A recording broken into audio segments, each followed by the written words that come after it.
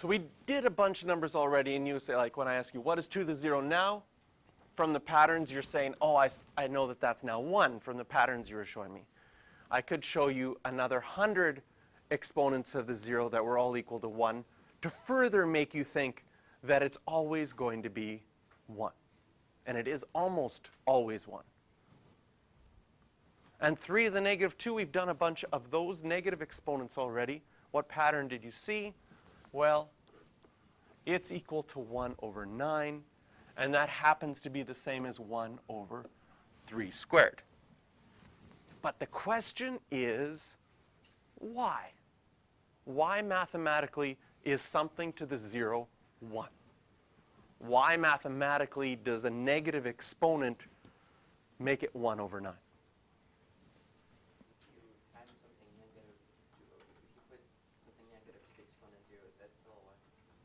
If you put something negative to exponents, negative bases cause some problems, but in this case, it'll still be 1. That's a good question. I wonder if the calculator gives us 1. So I'm going to test it in the calculator, a negative 2 to the exponent 0, because negative bases, yes, it is 1 according to the calculator. Negative bases cause problems because, so this is equal to 1 according to our calculator, but this is not possible. Some negative bases are not possible because what's a half? A half is a square root. Can you take the square root of a negative number? No. So that's why some negatives are a problem. But the question is, why is it that things to the exponent 0 are 1? Well, a simple explanation can be used just with another set of patterns. So if you would say, let's start with 2's, and you start with the ones you know. 2 to the 1 is 2. What happens if I squared it? I get 4. If I cube it, I'm going to get 8. And if I did the next number in the pattern, what's going to happen up here? I'm going to write 2 to the 4. And what number here? I'm going to write 16. So going up, you can do it because going up, you're saying, oh, I'm just adding 1 more to the exponent. And on the right-hand side, I'm just multiplying by 2. But with the pattern, you can work backwards. So we were working up, which say the next one's 2 to the 4 and 16. But what happens if I started working backwards on both sides? What am I doing to the exponents if I'm working backwards? I'm just taking an exponent away. So if I wanted to write the next one underneath on the left-hand side, I would get 2 to the 0. And if I look on the right-hand side, if I'm going down, what's the pattern? Divide by 2, divide by 2, divide by 2. If I divide by 2 again, I'm going to get 1. And what happens if we keep the pattern going? What's the next one? 2 to the negative 1. And if I divide by 2 again, I'm going to get 1/2. And if I kept on going, I'd get 2 to the negative 2. If I divided by 2 again, I'm going to get 1 over 4, which is the same as 1 over 2 squared. Would this pattern work for other numbers?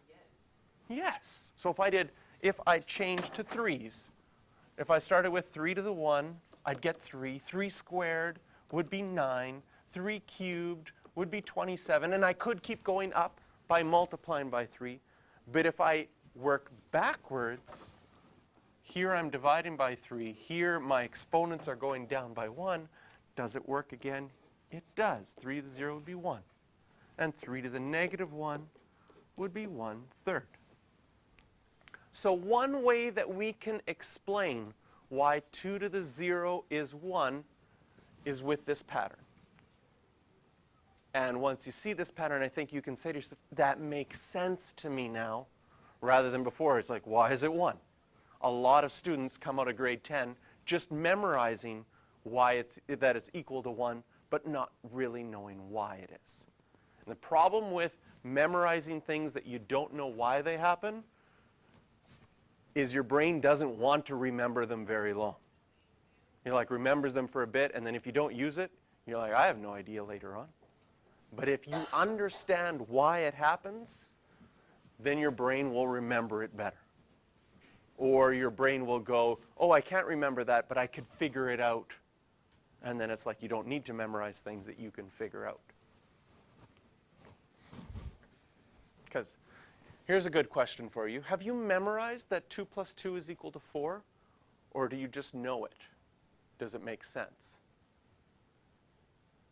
What do you think? It makes sense? Like, oh, I've got 4, right?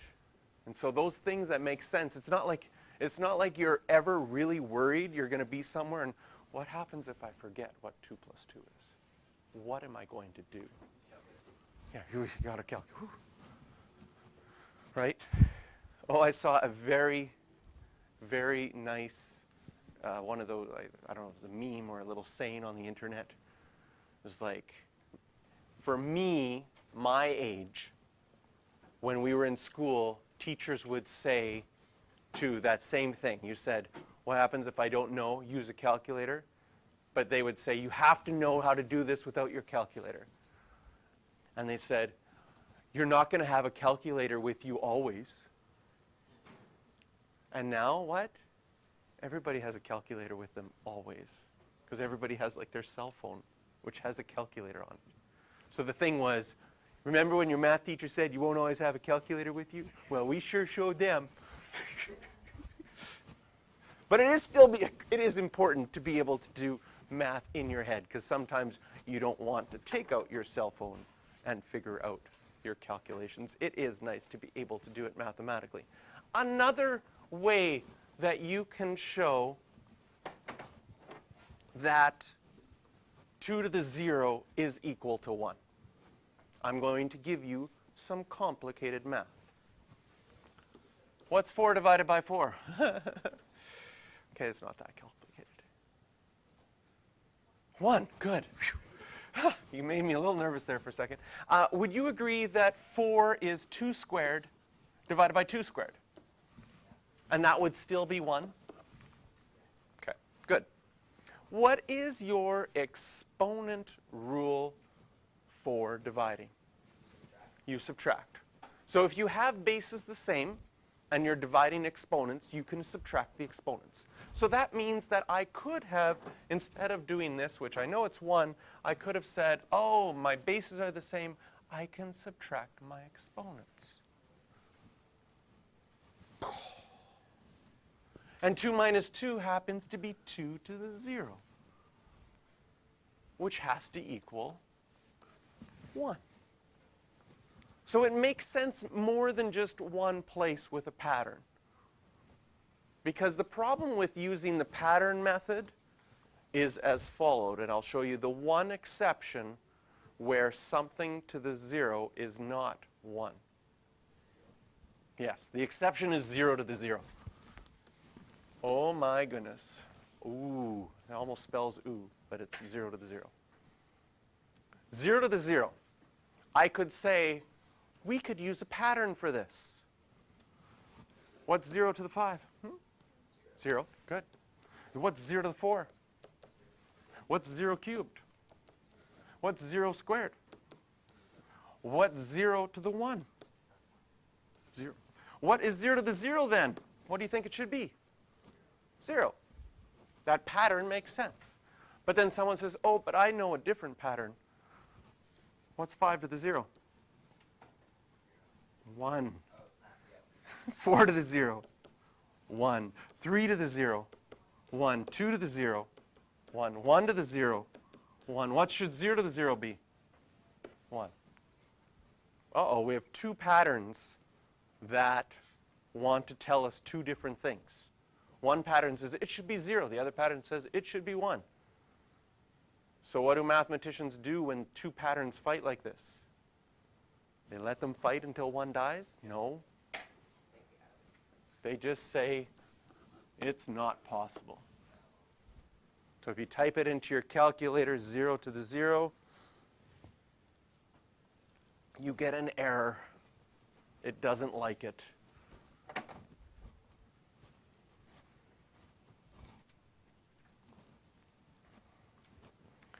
A definition for us is reciprocal. Two numbers whose product is 1 are called reciprocals. Basically, we use this a lot with fractions. A reciprocal is just a fraction that's been flipped. So if you had the fraction 1/4,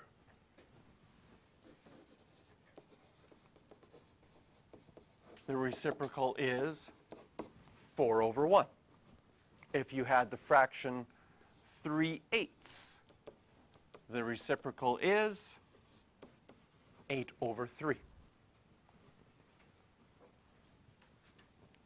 And so we use the word reciprocal because if you have a negative exponent, it's the reciprocal with the positive exponent.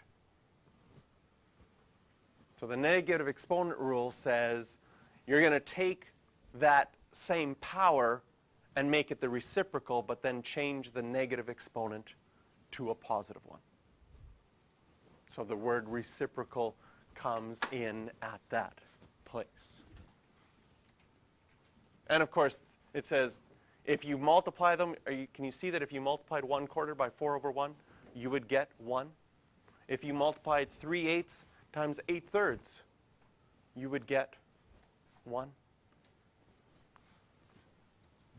So here's our negative exponent rule. Any power with a negative exponent is equal to the reciprocal of the power. That's not written very well.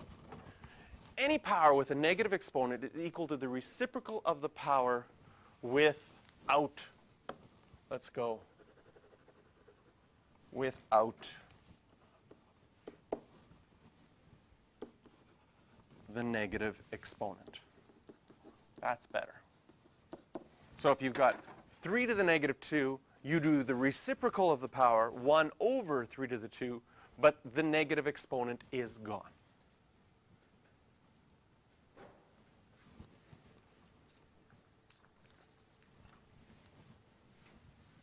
So our next couple of examples, I would like you to evaluate each of these without a calculator.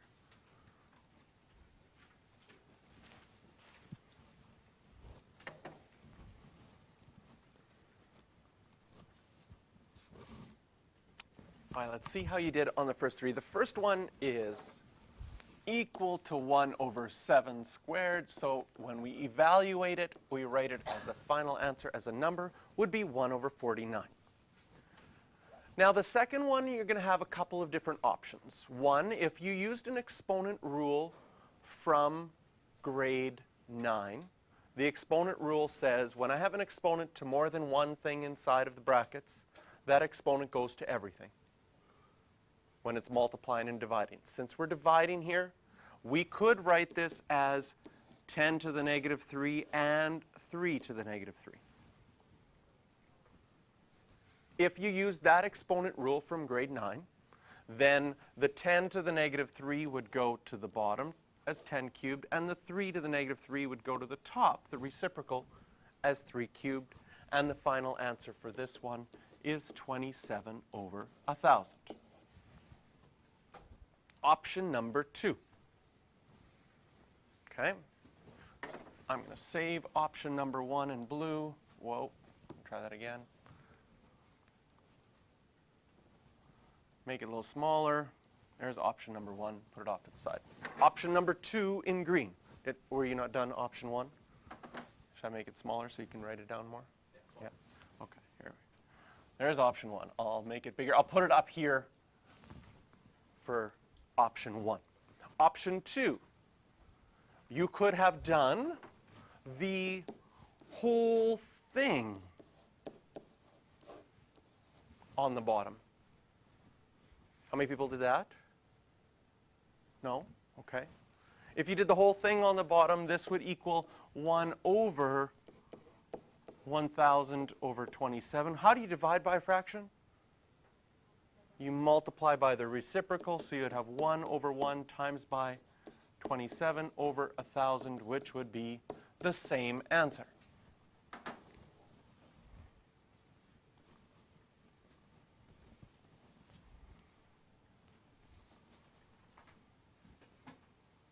Option number 2.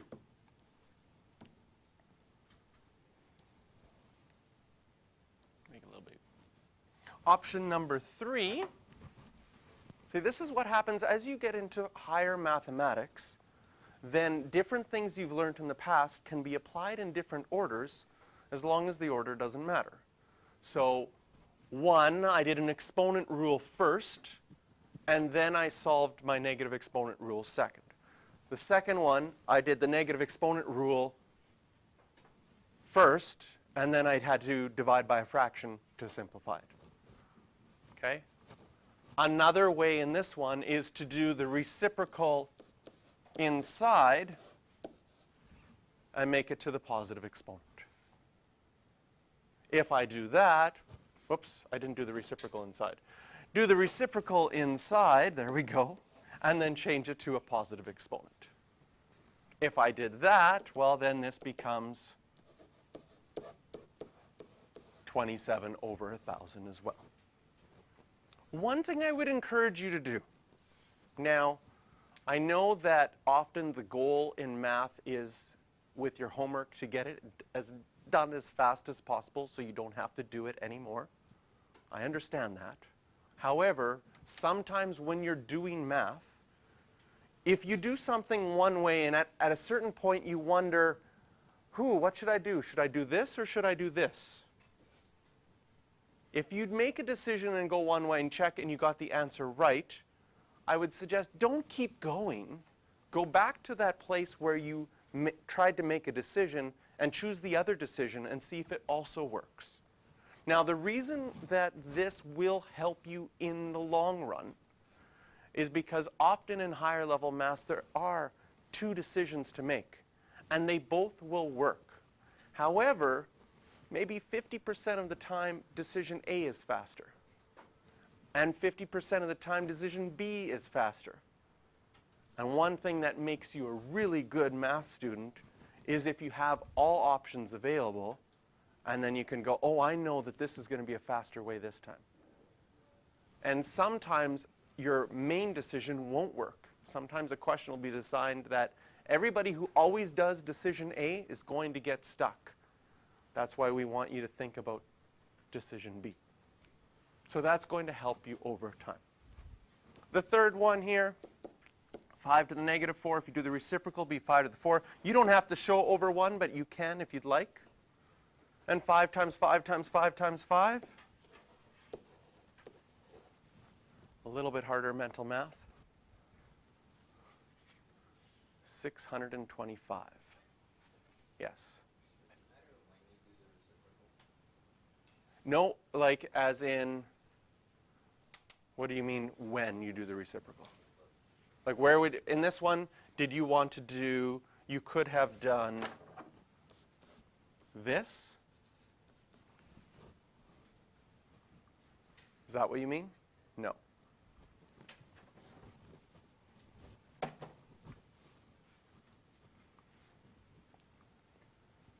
Okay, 3 more. Try these next 3.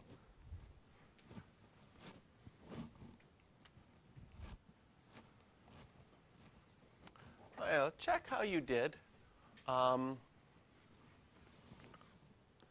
this one, I'm going to go negative 2/3 to the power of 4. So I'll flip it inside. Use that method. An exponent of 4. What happens to a negative when you do it to an exponent of 4? Stay negative or become positive? Becomes positive. So this one is going to be 2 to the 4 is 16. 3 to the 4 is 81. And it will be positive 16 over 81. 16 to the negative 5 over 4 is the same as 1 over 16 to the 5 over 4. Sometimes what happens, and this is where things get mixed up in math, you see the fraction in the exponent and you might be tempted to flip the fraction in the exponent. But it's never the exponent that gets flipped, right? The reciprocal is of the power. So the 16 to the negative 5 over 4 now becomes 16 to the positive 5 over 4 on the bottom. I have fractions there, so maybe I'll do the 1/4 first, and then I'll do the power of 5. 16 to the 1/4 is 2. 2 to the power of 5 is 32. For f, I've got that negative exponent of the fraction, so I'm going to do the reciprocal of my fraction to the positive 1/2. That 1/2 means it's 36 to the 1/2 and 25 to the 1/2. Remember that that's the same as square roots.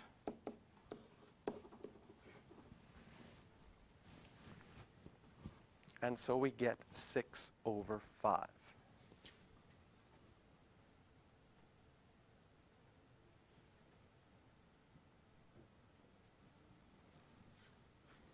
Finally, our last question that we're going to do. I don't know why there's a little square here on your notes, but there is.